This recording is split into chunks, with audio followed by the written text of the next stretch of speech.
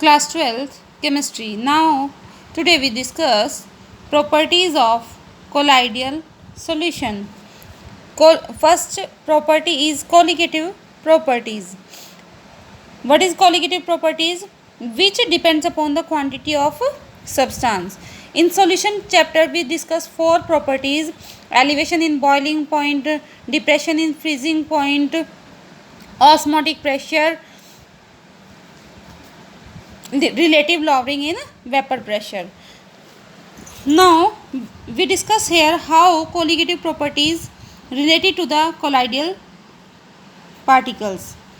When size of particles is larger or high, then number of particles decreases. The value of colligative property is lesser. Because हमें पता है कि colligative property किस पे depend करती है, क्वांटिटी ऑफ द सब्सटेंस पे या क्वांटिटी ऑफ पार्टिकल्स पे. तो जब साइज ऑफ पार्टिकल्स ज़्यादा होंगे, साइज ऑफ पार्टिकल्स ज़्यादा होने का मतलब क्या है, नंबर ऑफ पार्टिकल्स जो हैं वो कम हो जाएंगे. और जब नंबर ऑफ पार्टिकल्स कम होंगे तो इट मीन्स कॉलिगेटिव प्रॉपर्टी क्या होगी, कम होगी. Next property is Tyndall effect. Tyndall effect. Here we take a transparent vessel and we fill it with a colloidal solution. We take example of milk. Milk is also colloidal solution. Now when we fill it with a colloidal solution, then if we see from the and here, from here we pass the light.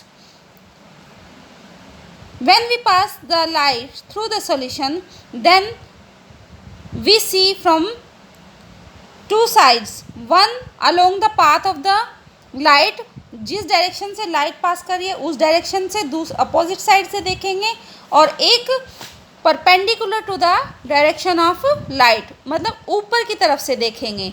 जब हम along the direction of light देखेंगे, मतलब जिस direction में हमारी light आ रही है उसी डायरेक्शन में से देखेंगे अपोजिट साइड से, तो हमें कैसा दिखाई देगा, ट्रांसपेरेंट सॉल्यूशन दिखाई देगा. उसमें कोई हमें बल्कीनेस नज़र नहीं आएगी. बट जब हम परपेंडिकुलर डायरेक्शन से देखेंगे, डायरेक्शन ऑफ लाइट के, जिस डायरेक्शन से लाइट आ रही है उसके परपेंडिकुलर से जब हम देखेंगे तो हमें कैसा अपीयर होगा, dark beam of light appear होगी. When we see along the path of light, then the solution will appears clear और transparent.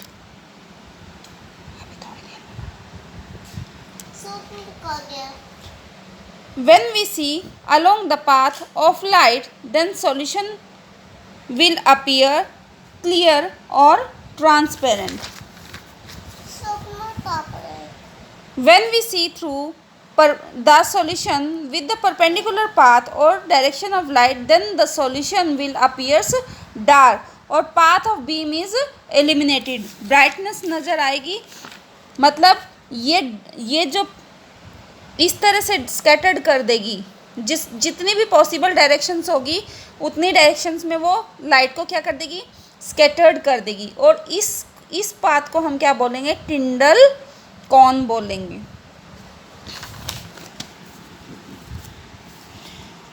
Now I think everyone clear what is Tyndall effect.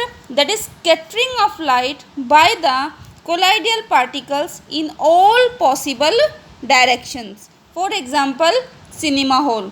जब हम लोग, अगर मैं सपोज करो एक सिंपल से एग्जांपल कंसीडर करती हूँ, एक डार्क रूम है, उसमें एक हॉल है और उसमें से सनलाइट क्रॉस कर रही है. जब उसमें से सनलाइट क्रॉस करेगी, आप कभी भी देखना वो ऊपर से पाथ छोटा होगा, उसके बाद धीरे धीरे बड़ा होता चला जाता है वो पाथ, और जब आप उसमें देखोगे वो डस्ट पार्टिकल्स अलग ही नज़र आते हैं. क्लियर है टिंडल इफेक्ट सभी को. नेक्स्ट, अब कंडीशंस क्या हैं टिंडल इफेक्ट को किस तरह से अकर होता है. First condition is diameter of particles. हमें पता है कि जो आपका कोलाइडियल पार्टिकल्स का साइज होता है 1 to 1000 नैनोमीटर होता है. अगर डायामीटर ऑफ पार्टिकल जो है अप्रोक्सीमेट इक्वल होता है वेवलेंथ ऑफ लाइट के, तो आपका टिंडल इफेक्ट होगा, नहीं तो नहीं होगा. Next condition is dispersed phase, dispersion medium, refractive index collides should be different, greatly different in magnitude. ज़्यादा डिफरेंस होना चाहिए इनके मैग्नीट्यूड में, रिफ्रैक्टिव इंडेक्स के. Next C, colour, wavelength of light being scattered. अब कलर किस किस पे डिपेंड करेगा? सबसे पहले, अब ये ज़रूरी नहीं है कि जैसे आप गोल्ड सॉल्यूशन ले लो, गोल्ड सॉल्यूशन सिर्फ आपको एक ही कलर का नज़र नहीं आएगा. गोल्ड सॉल्यूशन आपको अलग अलग वेवलेंथ पे अलग अलग कलर का नज़र आएगा. तो किस किस पे डिपेंड करेगा colour? First, wavelength of light being scattered, जो लाइट स्कैटर कर रही है उसकी वेवलेंथ कितनी थी. Second, size of colloidal particle, जो आपने सॉल्यूशन लिया कोलाइडियल पार्टिकल्स का, उनका साइज कितना है.